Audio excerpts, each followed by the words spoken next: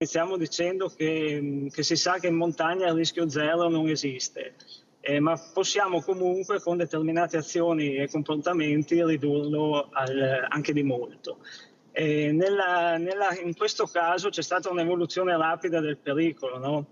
Perché diciamo che con questi fenomeni atmosferici che sono molto forti ed improvvisi, e ne abbiamo sempre di più negli ultimi anni, per uno che vive in montagna magari è normale sapere che questi torrenti, questi ruscelli in pochissimo tempo si ingrossano e diventano un pericolo e non si possono più guardare.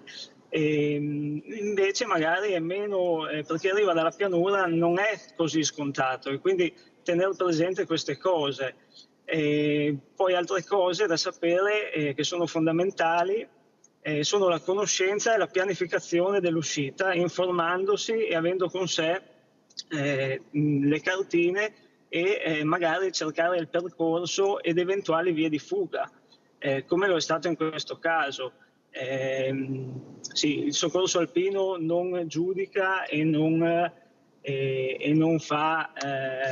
vuole essere come quelle persone che poi vanno ad accusare persone che non sono preparate. Insomma, il soccorso alpino non giudica, quindi chiamate il 112 anche solo per avere un consiglio se siete in difficoltà. Certo. Meglio una chiamata in più e non aver paura di fare questo.